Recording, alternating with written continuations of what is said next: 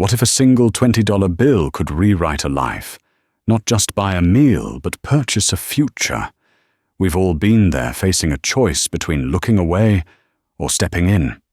For Clara Evans, a waitress drowning in her own problems, that choice arrived on a rainy Tuesday in the form of a desperate father and his little girl. She had no idea her small act of kindness, a gesture that cost her dearly in the moment, was an investment that would one day return to her in a black limousine, proving that some debts aren't paid back with money but with destiny. This isn't a fairy tale. It's a story about the true currency of humanity and how its value can compound beyond our wildest dreams. The rain didn't just fall on Chicago that Tuesday. It waged war. Sheets of grey water hammered against the large plate-glass windows of the Silver Spoon Diner, blurring the already bleak cityscape into an impressionist painting of melancholy. Inside, the air was thick with the scent of frying bacon, stale coffee, and the quiet desperation of people seeking refuge from more than just the weather. Clara Evans moved through the narrow aisles with a practiced, almost unconscious grace. At 24, her dreams of art school of canvases and colour had been deferred, and then all but abandoned, replaced by the immediate pressing need to pay for her mother's escalating medical bills. The Silver Spoon wasn't a career. It was a trench she was fighting in one double shift at a time. Her apron, stained with a faint map of yesterday's specials, felt heavier than usual. She was refilling the salt shakers when they came in, a man and a little girl, no older than 6. They didn't so much walk in as they were pushed by the wind, bringing a gust of cold, damp air with them. The man's suit, a charcoal grey that might have been expensive once hung on his frame. It was clean, but creased in a way that spoke of being slept in. His face was a mask of exhaustion. His eyes, deep-set and haunted, scanned the menu with an intensity that had nothing to do with hunger and everything to do with calculation. The little girl Lily was his opposite. Her eyes were wide and bright, taking in the chrome-edged tables and red vinyl booths as if it were a palace. She clutched a worn teddy bear, one of its button eyes dangling by a thread. They slid into a booth by the window, the vinyl sighing under their weight. Clara approached, her pen and pad ready. "Hi there, folks. What can I get for you on this lovely afternoon?" The sarcasm was a thin shield she used against the world. The man who introduced himself as Arthur didn't look up from the menu. "Just coffee for me, black. And a glass of water for my daughter." The little girl looked up at him, her lower lip trembling slightly. "But Daddy, you said for my birthday." Arthur's face crumpled for a fraction of a second before hardening again. He placed a hand on her tiny shoulder. "We'll have cake at home, sweetie. A big one." His voice was low and strained a tightrope walk between reassurance and despair. Clara saw it all. She had become an expert in reading the silent stories of her customers. She saw the man's worn-down shoes peeking from under the table, the slight tremor in his hand as he reached for the sugar dispenser, the way he kept glancing at the prices, his eyes doing painful arithmetic. "Tell you what," Clara said, leaning in with a conspiratorial whisper to the girl. "We have a special birthday cupcake. It's got sprinkles, piles of them. It's on the house for birthday girls." It was a lie. There was no special. The cupcake would come out of her own pocket, but the light that ignited in Lily's eyes was worth more than the $3.50 it would cost her. Arthur looked up at Clara, his eyes a mixture of gratitude and humiliation. "You don't have to do that." "Rule of the house," Clara said, with a firm nod, not giving him room to argue. "The boss is a real softy for birthdays." The boss, Mr. Henderson, was a man whose heart had been surgically replaced by a cash register. He was the furthest thing from a softie, but Arthur didn't need to know that. Clara brought the coffee, the water, and a magnificent-looking cupcake with a single candle blazing on top. She led the other waitresses in a subdued version of "Happy Birthday." And Lily's giggles filled the diner, a small, bright sound in the otherwise dreary room. Arthur watched his daughter, a single slow tear tracing a path through the stubble on his cheek. He wiped it away before she could see. He drank his coffee in slow, measured sips while Lily devoured the cupcake. They didn't talk much. The silence between them was heavy, filled with things unsaid. When they were finished, Clara brought the check. It was just for the coffee, 2 by 25s. She watched from a distance as Arthur opened his thin, worn leather wallet. He pulled out a few crumpled singles and some change. He counted it once, then twice. Clara's stomach tightened. She saw his shoulders slump, the final crushing weight of defeat settling upon him. He didn't have enough. Not even for the coffee. He was staring at the coins in his palm, his face pale, when Clara walked back to the table. "You know what?" she said, her voice casual. "I just remembered. The guy at table 5, the one who left in a hurry, he told me to use his change to cover the next person who ordered a black coffee. Said to pay it forward. Guess that's you. Your lucky day." It was another lie, a bigger one this time. The man at table 5 had complained about the strength of the coffee and left a miserly 50-cent tip. Arthur looked up at her, his eyes shining with unshed tears. He saw past the lie. He saw the pure, unadulterated kindness. He couldn't speak. He just nodded, a jerky, desperate motion. He gathered his daughter, who was clutching her bare and beaming with a sugary smile. As they were about to leave, Arthur paused at the door. He looked back at Clara, who was clearing the table. Their eyes met across the room. He gave her a look of profound, silent gratitude that felt more real than any words.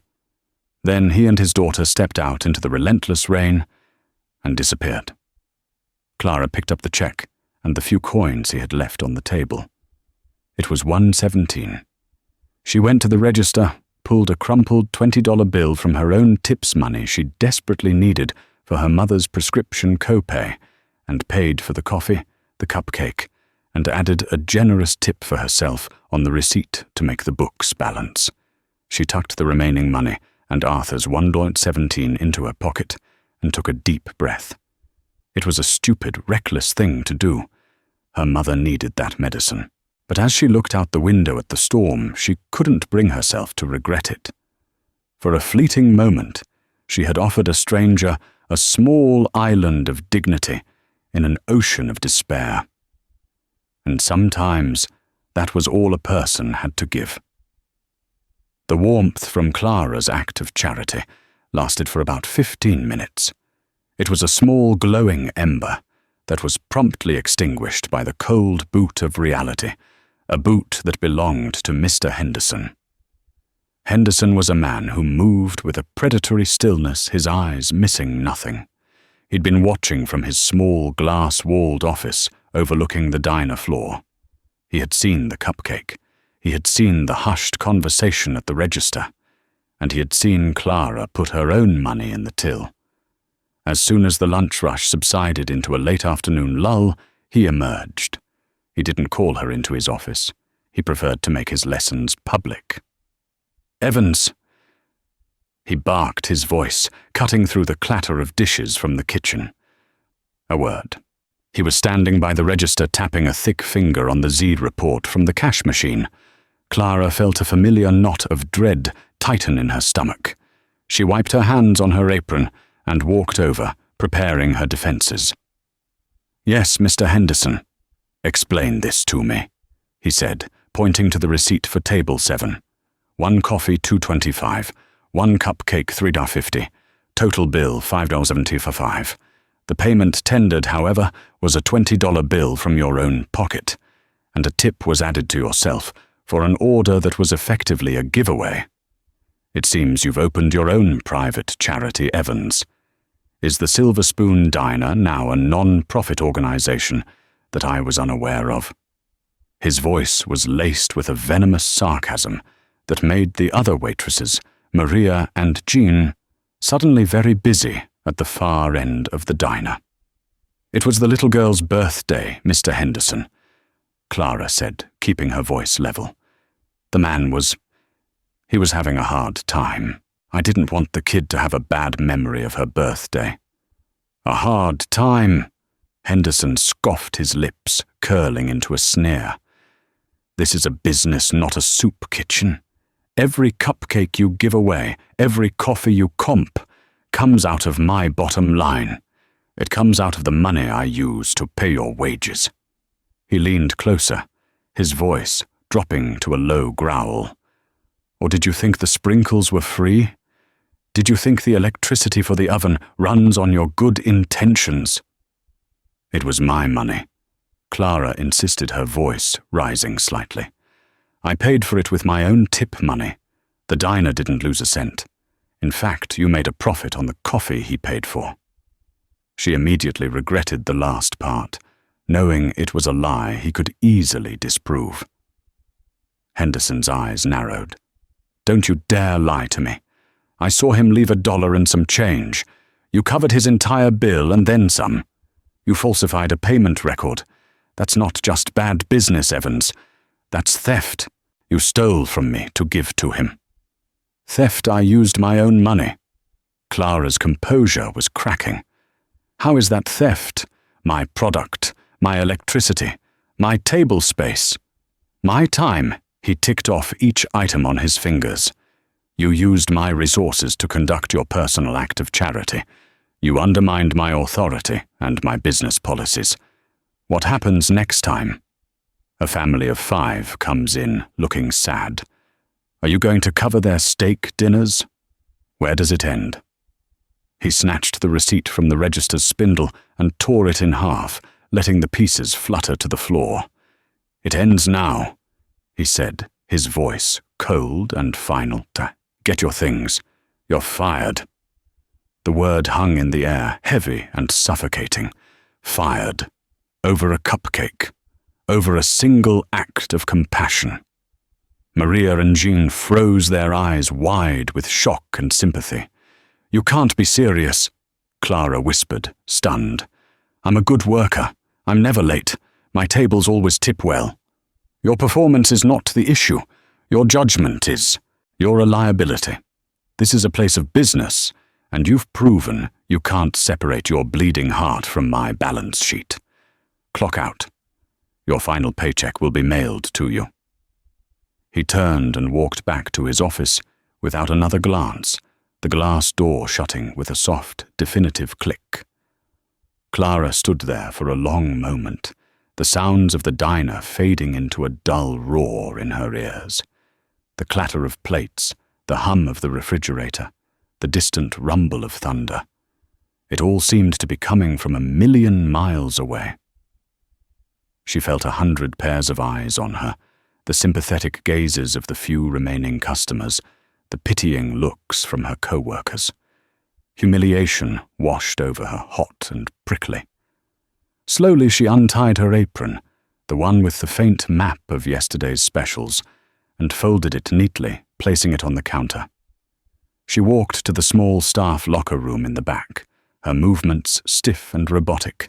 She gathered her worn-out purse and a well-thumbed paperback novel, the small personal effects that had carved out a space for her here. As she walked past the kitchen, Sal, the head cook, a large, sweaty man with a heart of gold, stuck his head out. "Heard what happened, kid. That's a raw deal. Henderson's a snake." He pressed a paper bag into her hands. "Here, a BLT, for the road." Clara managed a weak smile. "Thanks, Sal." Maria met her at the back door, her eyes full of tears. "I'm so sorry, Clara. He's a monster." She pressed a wad of cash into Clara's hand. "It's from me and Jean. It's not much, but—" "I can't take that," Clara said, pushing it back. Yes, you can, Maria insisted, closing Clara's fingers around the bills. You do it for us. We'll see you okay. Call us. Clara nodded, unable to speak, past the lump in her throat. She pushed open the back door and stepped out into the alley. The rain had softened to a miserable drizzle. The grim reality of her situation began to sink in, sharp and terrifying. No job. Rent was due next week, and her mother's prescription for her heart condition was waiting at the pharmacy, its cost now seeming insurmountable. That crumpled $20 bill she had so freely given away now felt like the most expensive purchase of her life. She had traded her livelihood for a stranger's dignity. As she walked down the slick grey street, the city lights blurring through her tears, she couldn't help but wonder if she had just made the biggest mistake of her life. The weeks that followed Clara's firing bled into a long, desperate winter. The city of Chicago, once a vibrant backdrop to her life, became a cold, indifferent obstacle course. Her small apartment, which had always felt cozy, began to feel like a cage. The initial shock wore off, replaced by a gnawing anxiety that was a constant companion. Her job search was a demoralizing grind. Waitress looked simple on a resume, but every diner and restaurant owner seemed to have the same question. Why did you leave the Silver Spoon? Lying felt wrong, but the truth was a red flag. Fired for unauthorized compassion wasn't something potential employers understood. A few times she tried to frame it diplomatically, a disagreement over customer service policy, but seasoned managers could read between the lines. They saw a troublemaker, someone who didn't follow rules. The rejections piled up. She took whatever she could find. A few days of temp work filing papers in a stuffy downtown office, a weekend catering gig for a wedding where she was treated as invisible, a short-lived soul-crushing job in a call center where she had to read a script selling credit cards to people who sounded as desperate as she felt. Each job was a temporary stopgap, the money evaporating as soon as it hit her bank account. The real weight, the one that crushed her spirit, was her mother. Clara Evans lived in a small subsidized apartment across town. Her heart condition, a persistent, wearying ailment, required a cocktail of expensive medications. With Clara's steady income gone, they fell behind. First, they delayed a refill by a week, hoping to stretch the old prescription. Then a co-pay check bounced. The letters from the insurance company and the pharmacy started arriving their official letterheads, and bold-faced warnings feeling like personal attacks. "Don't you worry about me, sweetie," Carol would say during their daily phone calls, her voice thin but determinedly cheerful. "I'm feeling fine. You just focus on yourself." But Clara could hear the unspoken truth. She heard the slight breathlessness. Her mother tried to hide the weariness behind the forced optimism. One afternoon when she visited, she found a letter from a collections agency on the kitchen table. Her mother had tried to hide it under a stack of magazines, but its corner peeked out a stark, white accusation. "It's nothing, Clara. Just a mix-up," Carol said, snatching it away. That night, Clara sold her most prized possession, her grandfather's vintage camera. He had been a photographer, and it was his gift to her that had first sparked her love for art. She took it to a pawn shop on a grimy stretch of Clark Street. The shop owner, a man with cynical eyes, offered her a fraction of its worth. She took it without haggling, the $150 feeling like both a fortune and a pittance. The cash paid for one of her mother's most critical prescriptions, buying them another month of fragile stability. As Christmas approached, the city adorned itself in festive lights and cheer that felt like a mockery of her circumstances. The memory of the father and his daughter, once a source of quiet pride, began to curdle into a bitter regret. Had she been a fool, a naive girl playing hero, when she couldn't even save herself? Her one act of rebellion against the world's cruelty had resulted in her own world crumbling. She stopped by the Silver Spoon one snowy evening, peering through the window like a ghost. She saw Maria and John rushing around looking tired. She saw Mr. Henderson surveying his domain from his glass perch. Nothing had changed. The world had moved on without her. Her sacrifice had been a pebble tossed into a pond, the ripples vanishing in seconds. She hit rock bottom in early February. An eviction notice was taped to her door, its stark, legal language giving her 30 days to pay the back rent or be out on the street. She sat on her floor, the notice in her hand, and for the first time she truly broke. The tears were not of self-pity, but of sheer, unadulterated terror. She had no safety net, no one to call. She was utterly and completely alone. That night, she found an old sketchbook from her art school days. She flipped through the pages of charcoal portraits and vibrant landscapes, images of a life she no longer recognized. At the back of the book, tucked into a paper flap, was a small note she had written to herself on her first day of classes. Make something beautiful. Make something that matters. A dry, humorless laugh escaped her lips. The only thing she had made was a mess of her life. She was about to toss the sketchbook aside when she found one last empty page. On impulse, she picked up a pencil. She started to draw from memory a man with haunted eyes, a little girl with a bright, hopeful smile, a single cupcake with a flickering candle. As she sketched, the bitterness began to recede, replaced by a profound, aching sadness. The drawing wasn't about the man's poverty or her own foolishness. It was about the moment of connection in the diner, that fleeting instant when two strangers had acknowledged each other's humanity. It was small. It was insignificant in the grand scheme of things. But it had mattered. In that one moment, she had made something beautiful. She didn't know it then, but hundreds of miles away, the ripples of her action had not vanished. They had been traveling outward, gathering strength about to become a tidal wave, while her life had been spiraling downward. Another's had been roaring back to life, fueled by the memory of a cupcake, a kind lie, and a $20 bill he never received. When Arthur Vance and his daughter Lily stepped out of the Silver Spoon diner, the cold rain was a baptism.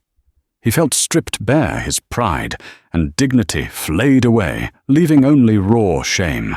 He hadn't even been able to buy his daughter a cup of water. He was a failure in every conceivable way.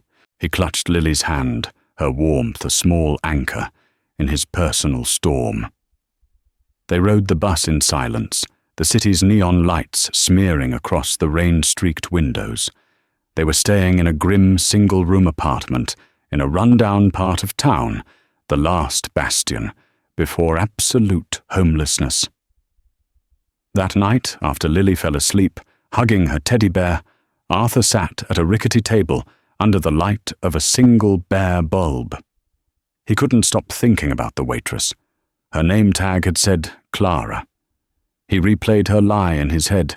The man at table 5 said to pay it forward. It was so simple, so transparently false, and yet so powerful. She hadn't pitied him.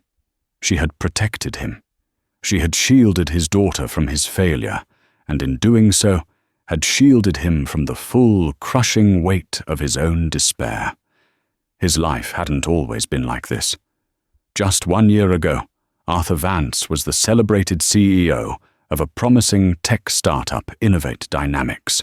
His project, a revolutionary AI-driven logistics software codenamed Ethelred, was set to change the supply chain industry forever. He had poured his life savings, his passion, and every waking hour into it. His partner and CFO Julian Croft had been his best friend since college. Together they were on the verge of securing a massive round of Series A funding. Then the betrayal came. Julian, a man Arthur trusted like a brother, had systematically cooked the books, embezzling funds, while simultaneously sabotaging the Ethelred code. He shorted the company's stock, cashed out, and vanished, leaving Arthur to face the fallout. The company collapsed in a matter of weeks. The investors sued Arthur personally. His assets were frozen, his reputation shattered. His wife, unable to handle the sudden violent plunge from grace, left him, leaving him with Lily and a world of debt.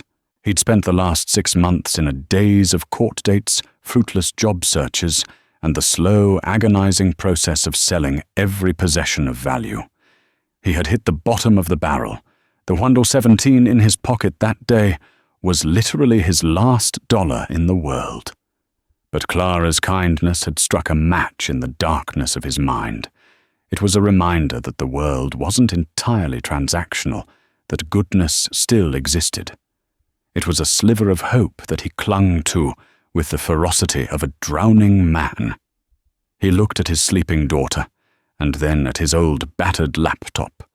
He had one last idea. One desperate long-shot play he called his Phoenix Project. He had discovered Julian's sabotage too late to save the company, but not before he had managed to back up the original untainted source code of Ethelred onto a heavily encrypted drive. It was his masterpiece, his life's work. Julian had stolen the money, but Arthur still possessed the soul of the machine. There was one man, a reclusive old-school venture capitalist named Marcus Thorne, who had initially shown interest in Ethelred, but had backed away due to Julian's increasingly erratic financial reports. Thorne was known for his eccentricities and his ability to see value where others saw none. He was Arthur's last and only hope. Fueled by a fresh surge of adrenaline and the memory of Clara's face, Arthur spent the entire night refining his proposal.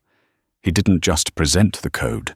He wrote a new business plan from scratch, one built on transparency and lean efficiency. He poured all his pain, his anger, and his desperate hope into the document. At 4 a.m., he sent the email to Marcus Thorne's private address with the subject line, "Phoenix Project, a second chance for Ethelred." He didn't expect a reply, but at 9 a.m., his phone buzzed. It was an encrypted message, "My office, 1 hour, come alone. MT." The meeting was intense. Thorne, an imposing man with piercing blue eyes, grilled Arthur for 3 straight hours. He tore apart the old company's failure, forcing Arthur to confront every mistake. But he also saw the brilliance of the Ethelred code and the fire in Arthur's eyes. It was no longer the arrogance of a rising star. It was the hardened resolve of a man who had been through hell and survived. "You were betrayed," Thorne said, his voice a low rumble. "But you were also naive. The world of business is a shark tank, Mr. Vance.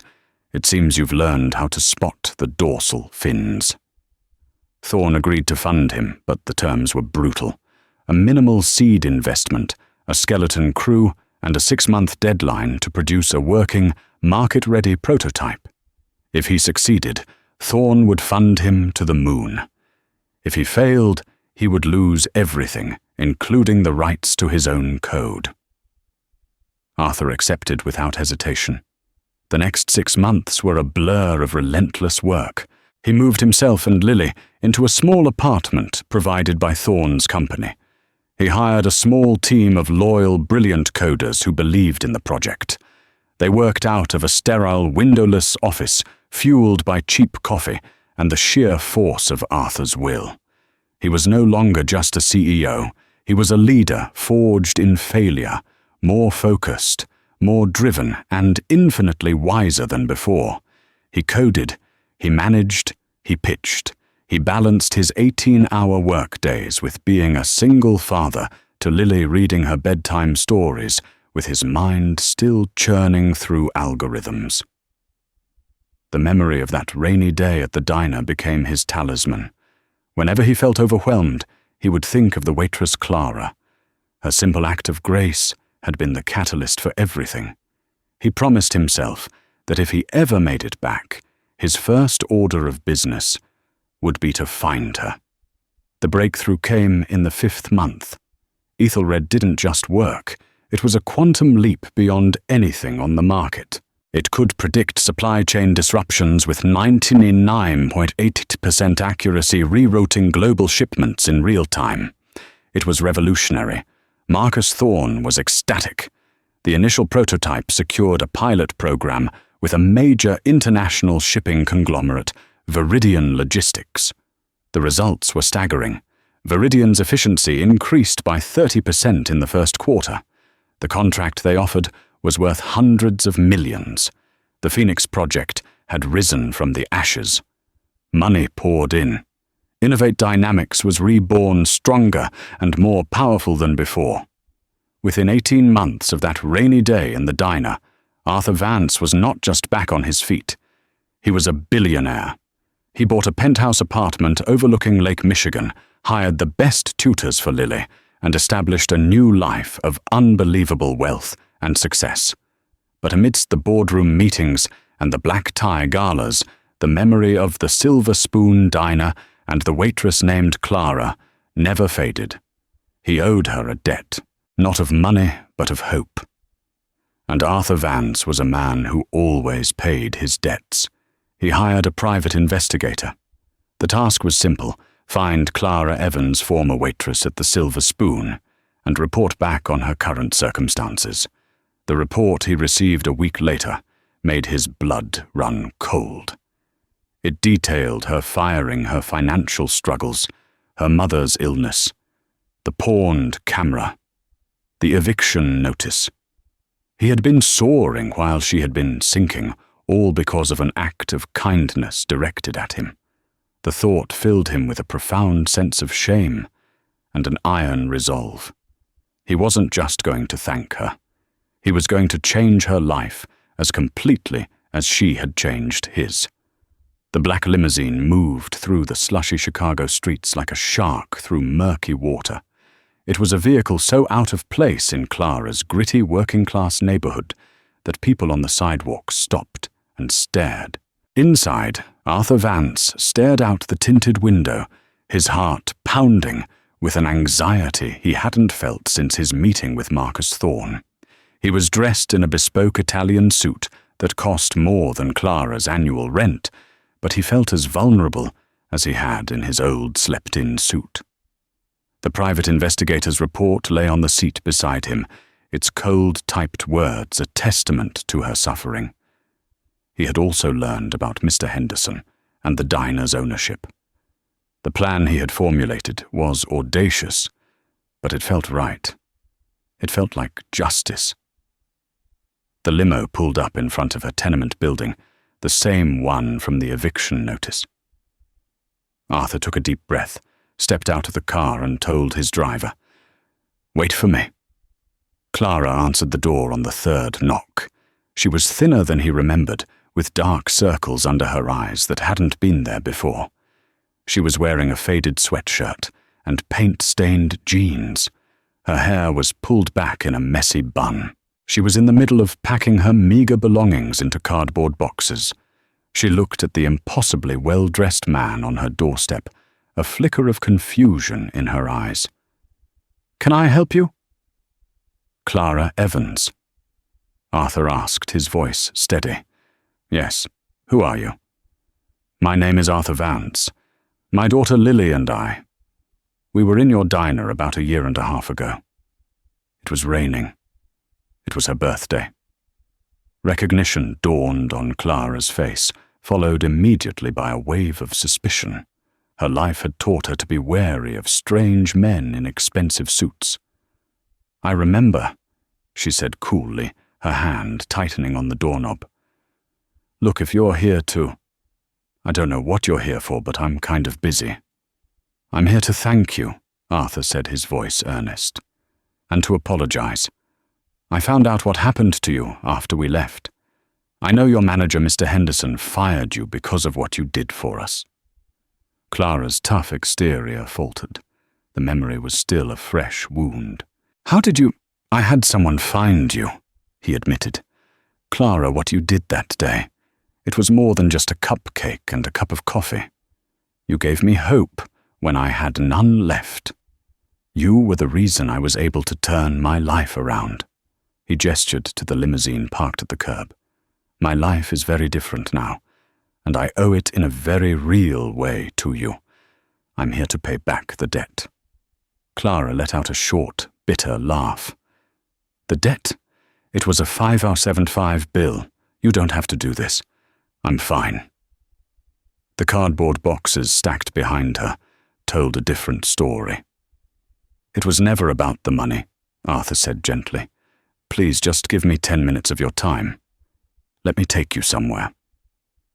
Something in his eyes, the same haunted vulnerability she had seen in the diner, now mixed with a sincere, powerful gratitude, made her hesitate. Against her better judgment, she found herself nodding. "Okay. 10 minutes." She put on a coat and followed him to the limo. The plush leather interior felt like another world. As the car pulled away from the curb, leaving her eviction notice and cardboard boxes behind, she felt a surreal sense of detachment, as if she were watching a movie about someone else's life. They didn't drive far. The limo turned a few corners and then pulled up in front of a familiar establishment, the Silver Spoon Diner. "What are we doing here?" Clara asked, a knot of dread forming in her stomach. The last thing she wanted was a confrontation with Henderson. "Trust me," Arthur said, getting out and holding the door for her. They walked in. The diner was quiet, caught in the mid-afternoon lull. Maria, wiping down a counter, saw Clara, and her face broke into a huge smile, which then morphed into a look of utter shock as she took in Arthur and the limo outside. Mr. Henderson emerged from his office, his face sour. "Evans, what are you doing here?" "You're trespassing." His eyes then landed on Arthur's expensive suit, and his demeanor shifted, slightly becoming cautiously inquisitive. "Can I help you, sir?" "Yes," Arthur said, his voice calm and authoritative. "My name is Arthur Vance. I'm the new owner of this diner." Henderson froze. Maria gasped. "That's impossible," Henderson stammered. "This diner is owned by a corporate holding company." "A holding company, which my firm, Innovate Dynamics, acquired this morning," Arthur said, pulling a sheaf of papers from his breast pocket. "The entire portfolio. The paperwork was finalized an hour ago, which means, Mr. Henderson, that you now work for me." Henderson's face went from pale to ashen. He looked from Arthur to Clara and back again, the terrible realization dawning on him. "Clara," Arthur said, turning to her, his voice softening. "That day you told me the boss was a real softy for birthdays. You were right. He just didn't know it yet." He then turned his attention back to Henderson, his eyes turning to ice. "Mr. Henderson, you fired a loyal, compassionate employee for an act of kindness. That tells me everything I need to know about your judgment and your character. Consider this your 2-week notice. No, on second thought, don't. Get your personal effects from your office. You have 5 minutes. Security will escort you out." Henderson stood there, sputtering, speechless with rage and disbelief. 2 large men in black suits who had followed Arthur in stepped forward. Henderson, defeated, turned and slunk toward his office. Arthur then faced a stunned Clara. "I told you I was here to repay a debt," he said. "I can give you money. I can pay off your mother's medical bills, your rent, your student loans. And I will. But that feels too simple. It doesn't honor what you did." He gestured around the diner. "I need someone to run this place. Someone who understands that customer service isn't just about efficiency, it's about humanity. Someone with good judgment. I'd like to offer you the position of general manager. You can set your own salary. You'll have full authority to run this place as you see fit. You can implement any policies you want." He paused, a small smile playing on his lips, including, of course, a free cupcake for every birthday girl and boy. Clara stared at him, her mind struggling to process the sheer stunning absurdity of the situation. An hour ago, she was facing eviction. Now she was being offered her old job back, but as the boss. Tears welled in her eyes, tears of shock, of relief, of a joy so overwhelming it was painful. I don't know what to say," she whispered. "Say yes," Arthur said softly, and through her tears she nodded. "Yes." Maria let out a whoop and ran over to hug Clara. The spell was broken. For the first time in a very long time, Clara felt the solid ground of hope beneath her feet. The transformation of the Silver Spoon diner was immediate and profound. Under Clara's management, it was as if the sun had finally broken through the perpetual grey clouds that had seemed to hang over the establishment. The first thing she did was rehire 2 cooks and a waitress that Henderson had fired for trivial reasons. She gave the entire staff a raise, funded by the generous operating budget Arthur had provided. Her most significant change, however, was the Pay It Forward board. It was a simple cork board by the cash register. Customers could prepay for a coffee, a sandwich, or a full meal for someone in need. Anyone having a hard time could walk in no questions asked and redeem one of the receipts pinned to the board. It was a formalization of her own act of kindness, a policy that enshrined compassion into the very business model of the diner. The community embraced it. The board was soon overflowing with prepaid receipts. The diner became more than just a place to eat. It became a neighborhood hub, a symbol of hope. Clara found that she wasn't just managing a restaurant, she was curating a space for human connection. Arthur, true to his word, had taken care of everything. A wire transfer had appeared in her bank account, with enough zeros to make her feel faint. He set up a trust to cover all of her mother's medical care, ensuring she had access to the best doctors and treatments. Clara Evans's health began to improve almost immediately, the relief from financial stress proving to be as potent as any medicine. He had even tracked down the pawn shop owner and bought back her grandfather's camera, presenting it to her one afternoon, in a gesture that left her speechless. Clara moved into a new apartment, a bright, airy space with a spare room that she turned into an art studio. For the first time in years, she bought new canvases and paints. The vibrant colors felt electric in her hands. She was alive again, her deferred dreams suddenly breathtakingly possible. She and Arthur developed a deep and abiding friendship. He would often stop by the diner with Lily, who now adored Clara. They were an unlikely pair, the tech billionaire who moved markets with a single decision, and the diner manager who changed lives with a cup of coffee. They were bound by a shared understanding of what it meant to be at the bottom and the profound impact of a single selfless act. Life was good. It was stable. It was beautiful. And then the ghost appeared. It was a crisp autumn evening. The diner was bustling with the dinner rush.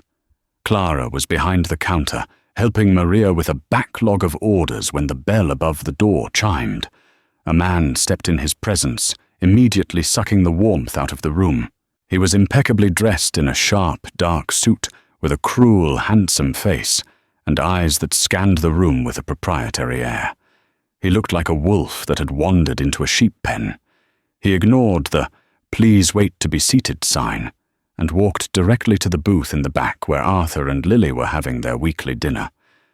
"Well, well, Arthur," the man said, his voice a smooth, venomous purr. "Risen from the ashes, I see. I always knew you were resilient." Arthur looked up, and the color drained from his face. He put a protective arm around Lily. "Julian," he said, his voice dangerously low. "What are you doing here?" Julian Croft, Arthur's former partner, the man who had destroyed his life. Clara felt a chill run down her spine. "Catching up with an old friend," Julian said with a smirk, sliding into the booth opposite Arthur. "I've been reading about you. Innovate Dynamics is the darling of Wall Street. Ethelred. Catchy name. It's amazing what you can accomplish when you build on a foundation that others so graciously laid for you. The foundation you tried to burn to the ground, you mean—" Arthur shot back, his hands clenched into fists under the table. "Details, details." Julian waved a dismissive hand. "The point is, you're on top of the world, and I find myself in a bit of a liquidity crisis. I think it's only fair that my old partner helps me out. A quiet investment in my new venture. Let's call it severance pay. Say $50 million. "You must be insane," Arthur growled. Julian's smile widened, but it didn't reach his cold, dead eyes. I've been doing some digging, Arthur. I know all about your little charity case here." He nodded toward Clara, who was watching frozen from behind the counter. "Buying diners, paying medical bills. It's a touching story. The press would love it, but they might also love to hear about the questionable data sourcing methods we used in the early days of Ethelred. The ones you signed off on. It was all above board, of course, but you know how the media can twist things. Billionaire built empire on dubiously acquired data. That headline could shave a few billion off your market cap overnight. It was a lie, a fabrication designed to blackmail, but Julian was a master of sowing doubt. "Get out," Arthur said, his voice trembling with contained fury. "I'll be in touch," Julian said, standing up. He dropped a business card on the table. "Don't keep me waiting too long. It would be a shame for your daughter to have to see her father's face on the news next to the word fraud. Again." He turned and walked out, leaving a trail of ice in his wake. The diner fell silent. Lily was looking up at her father, her eyes wide with fear. Arthur was pale, his confident demeanor shattered, replaced by the old haunted look Clara remembered so well. The past had come back, not just to haunt him, but to try and destroy him all over again. Clara looked at the shaken billionaire and his frightened daughter, then at the bustling, happy diner she had built a sanctuary of kindness. She realized that Julian Croft wasn't just a threat to Arthur. He was a threat to this new world they had created, and she would not let him tear it down. The waitress who had once saved a man with a cupcake was about to discover a strength she never knew she possessed. The days following Julian Croft's appearance were tense. Arthur was distracted and withdrawn, the easy confidence he'd regained replaced by a constant simmering anger. He hired a new legal team and had security analysts sweep his company for any potential vulnerabilities Julian could exploit. He was fighting a war on a corporate battlefield, but the emotional toll was evident. He tried to shield Clara from it, insisting it was his problem to handle. "This is my mess, Clara. My ghost. I won't let him touch you or this place." But Clara saw things differently. Julian hadn't just threatened Arthur's company. He had invaded her diner, her sanctuary. He had threatened the very foundation of her new life, which was built on the goodness Arthur had shown her. This was her fight too. She hadn't spent the last year learning to run a business and manage people just to stand by and watch a snake poison everything. She remembered the way Julian had looked around the diner, his eyes filled with contempt. He saw it as a weakness, a sentimental folly. He didn't understand that the diner's strength was its sentiment, its community, and he had underestimated its manager. Clara had spent years observing people reading their tells, understanding their motivations. She was more perceptive than any high-powered lawyer Arthur could hire. A week later, Julian returned.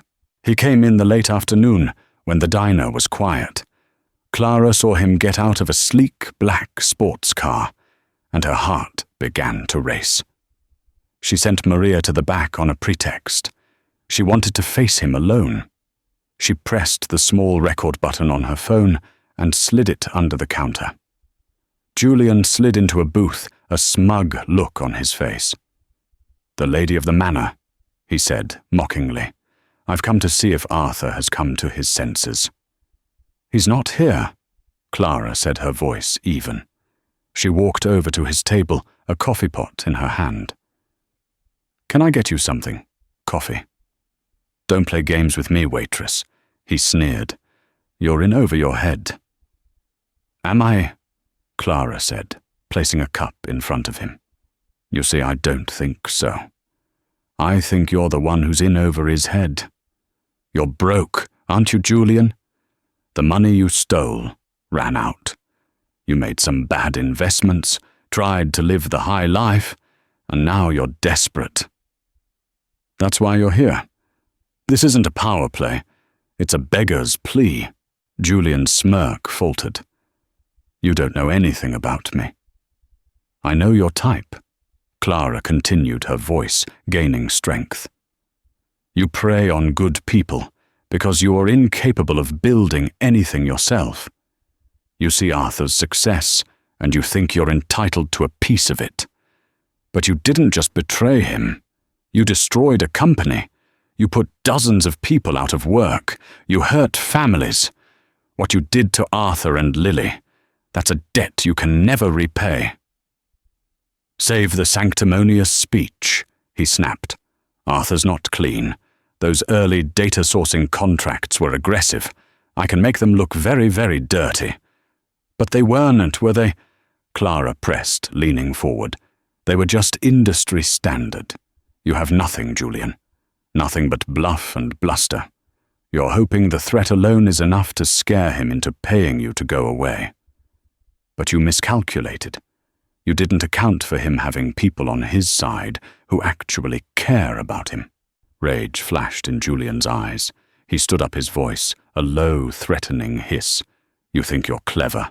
You're just a girl who pours coffee. You and your pathetic little diner are a liability to him. I will burn this place to the ground, metaphorically speaking, of course. I will feed a story to the tabloids about the billionaire and his pet project Waitress. I will make his sentimentality look like a pathetic weakness. I will ruin you both." "No, you won't," said a calm voice from the doorway. Arthur stood there, flanked by two formidable-looking lawyers. He had a tablet in his hand. He had been on his way to the diner and had seen Julian's car outside. He had listened to the entire exchange through a security app linked to the diner's new camera system. "It's over, Julian," Arthur said, his voice, devoid of heat, filled only with a cold, hard finality. "My lawyers have already filed for a restraining order. Furthermore, every word of your threat to Clara and your admission that your claims are baseless has been recorded." He nodded to Clara, who held up her own phone. Julian looked from Arthur to Clara, his face a mask of disbelief and fury. He was trapped. He had been outmaneuvered not by a corporate titan in a boardroom, but by a waitress in a diner. The humiliation was total. "You'll regret this," he snarled, but the threat was empty. He pushed past them and stormed out, his reign of terror over. In the quiet aftermath, Arthur looked at Clara, his eyes full of awe and admiration. "You were incredible," he said. "You were never a liability, Clara. You've always been my greatest asset." In that moment, their relationship shifted from one of benefactor and recipient to one of true partnership. He saw her not as someone he had saved, but as an equal, a woman of incredible strength and integrity. The Silver Spoon Diner continued to thrive, a beacon of kindness in the heart of the city. Clara expanded the Pay It Forward program, turning it into a foundation funded by Arthur that helped people facing temporary hardship, a testament to the idea that a small act of grace could prevent a life from spiraling. Clara never stopped managing the diner, but she also filled her studio with vibrant, hopeful paintings. Her art told stories of resilience, of connection, of the quiet dignity of ordinary people. Her first gallery show sold out on opening night. Sometimes late at night, after the diner was closed, Clara would sit in the quiet, looking at the Pay It Forward board, now covered in notes of thanks and prepaid meals. She would think of that rainy Tuesday of the haunted man and his little girl. She had given away a $20 bill she couldn't afford to lose. In return, she hadn't just gotten money or a job. She had found her purpose. She had learned that the greatest transactions in life have nothing to do with money, and that the debts of the heart, when repaid, can build a world. Clara's story is a powerful reminder that we are all connected, and that the ripples of our actions, both good and bad, travel further than we could ever imagine. A simple act of kindness, born from empathy in a moment of shared humanity, didn't just save one man, it built a new future for two people and an entire community. It proves that our true worth isn't measured by the balance in our bank account, but by the compassion in our hearts. In a world that often feels transactional and cold, stories like this show us that the human spirit is still the most valuable currency of all. If this story moved you, please give this video a like and share it with someone who might need a reminder of the power of kindness. Don't forget to subscribe and hit the notification bell for more real-life stories that inspire and uplift. And we'd love to hear from you in the comments below. What is the kindest thing a stranger has ever done for you? Let's fill the comments with positivity. Thank you for watching.